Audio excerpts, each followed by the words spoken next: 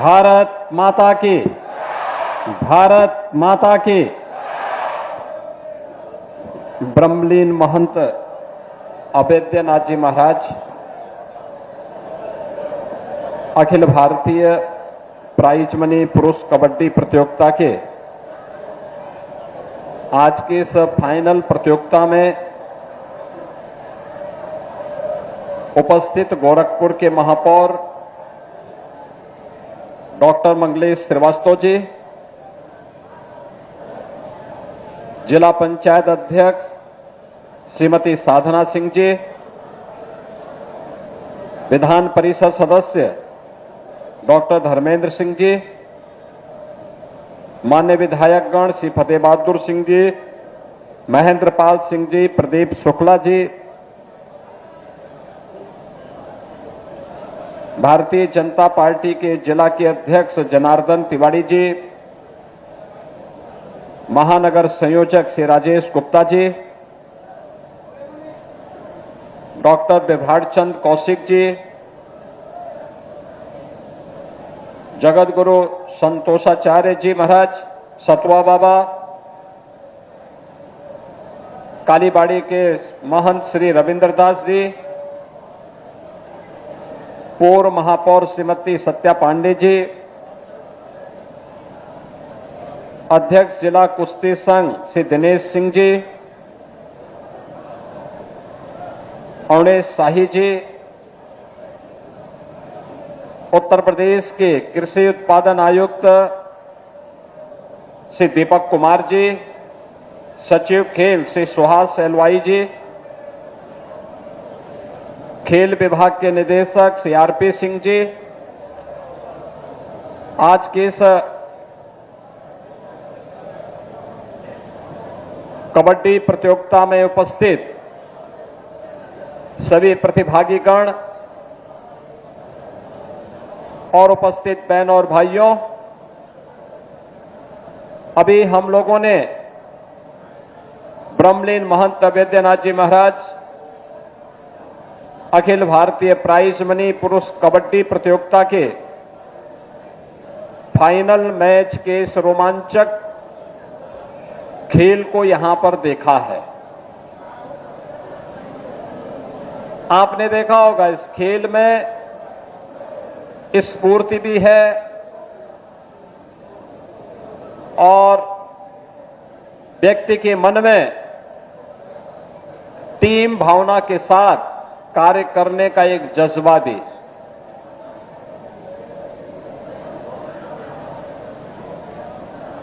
खेल और खेल संस्कृति कैसे हमें एक टीम वर्क के रूप में कार्य करने की प्रेरणा देता है, वह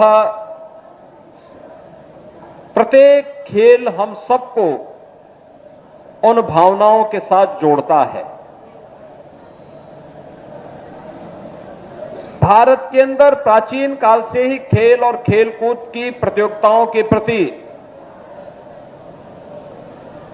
व्यापक जागरूकता रही है। हर व्यक्ति के मन में प्राचीन काल से ही यह भाव रहा है और भारतीय मनीषा तो इस बात को मानती रही है कि शरीर माध्यम खलु धर्म साधनम, यानी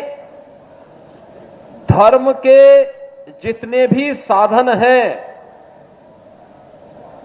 उन सब की पूर्ति एक स्वस्थ शरीर से ही संभव है और स्वस्थ शरीर, एक निरोगी काया तभी प्राप्त हो सकती है जब व्यक्ति शारीरिक फिटनेस पर ध्यान दे। आपने पिछले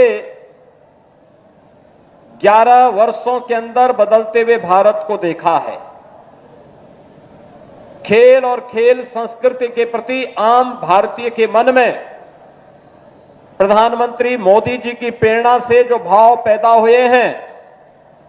आज उसे मूर्त रूप लेते हुए देखा है। आज इसके कारण भारत की प्रतिभाएं ओलंपिक में,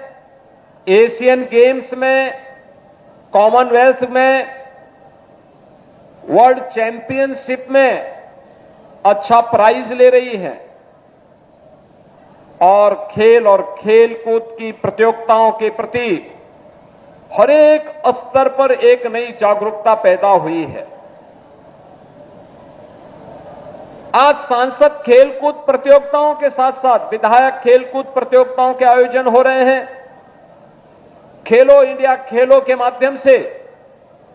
हर एक स्तर पर केंद्र स्थापित हो रहे हैं। उत्तर प्रदेश के अंदर पहले से 3 स्पोर्ट्स कॉलेज हैं।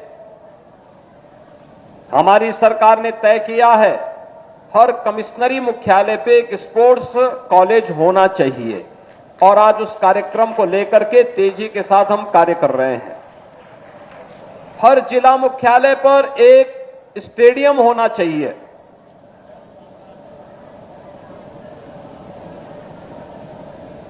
हर ब्लॉक लेवल पर एक मिनी स्टेडियम का निर्माण होना चाहिए और युद्ध स्तर पर इन कार्यक्रमों के साथ सरकार जुड़ी है। इनको लगातार इन सुविधाओं को बढ़ा रही है। गांव-गांव में खेल का मैदान हो, ओपन जिम का निर्माण हो, सरकार का जो पैसा वित्त आयोग के माध्यम से पंचायतों को जाता है उसकी प्रायोरिटी में खेल का मैदान, ओपन जिम, खेलकूद की गतिविधियों को प्रोत्साहन करने का कार्यक्रम ये उसकी प्राथमिकता का हिस्सा होता है और उसी हिस्से के परिणाम स्वरूप आज प्रदेश के अंदर खेलकूद की गतिविधियां बड़ी तेजी के साथ प्रत्येक स्तर पर बढ़ती हुई दिखाई दी है। अब तो प्रदेश अपना स्पोर्ट्स विश्वविद्यालय का कार्यक्रम भी प्रारंभ कर चुका है और मुझे बताते हुए प्रसन्नता है कि उत्तर प्रदेश के अंदर मेरठ में हॉकी के जादूगर मेजर ध्यानचंद जी के नाम पर हम लोग एक स्पोर्ट्स यूनिवर्सिटी का निर्माण कार्य कर रहे हैं जिसका पहला सत्र इस वर्ष से प्रारंभ भी हो गया है।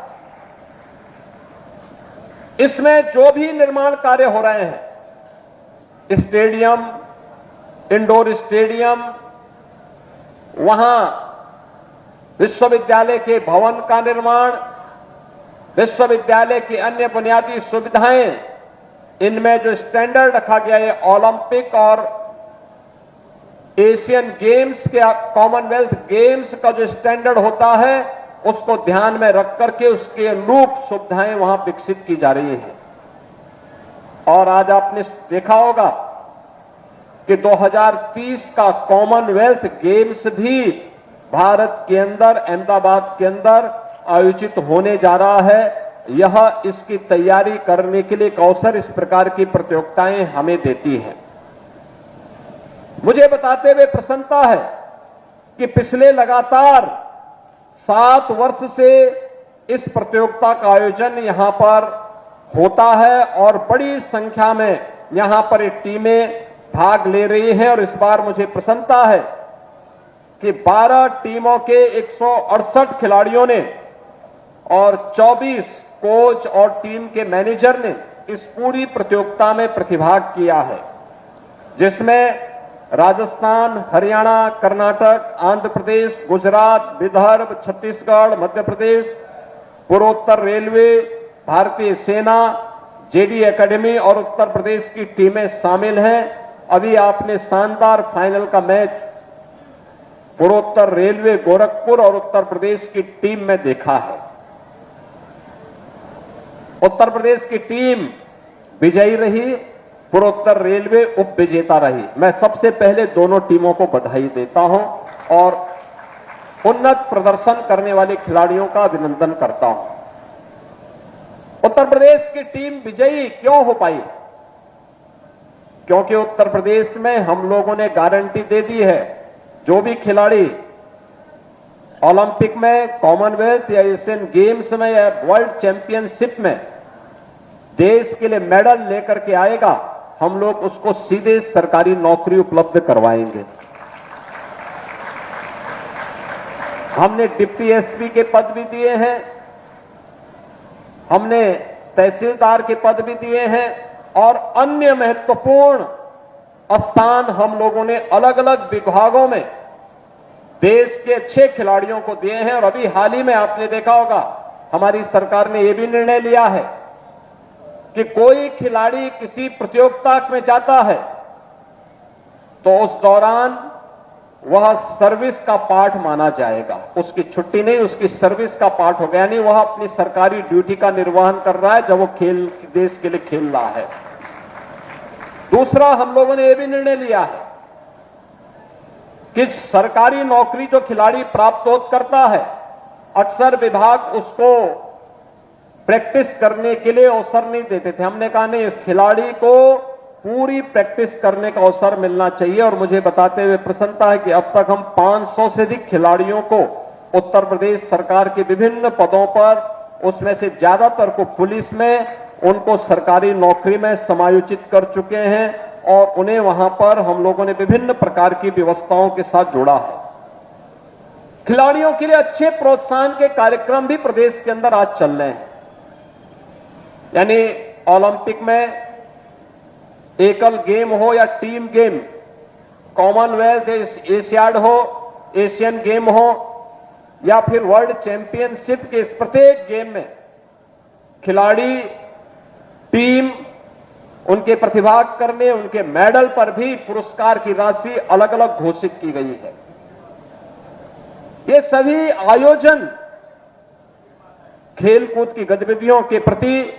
सामान्य नागरिक को जागरूक करने की दिशा में सरकार के द्वारा किए जाने वाले प्रयास का हिस्सा है और आज उसी का परिणाम है जब ये प्रतियोगिताएं आगे बढ़ेंगी। और मुझे बताते हुए प्रसन्नता है, आपने क्रिकेट लीग के बारे में तो सुना होगा, अब तो कबड्डी लीग भी हो रहे हैं और इतने लोकप्रिय हो रहे हैं, बहुत लोकप्रिय। इसमें देखा गया कि इतना लोकप्रिय खेलों में से लोगों ने कबड्डी को माना है और वो सचमुच एक अभिनंदनीय प्रयास है। पूरी टीम खेलती है, खेलकूद के कार्यक्रम के साथ जुड़ती है।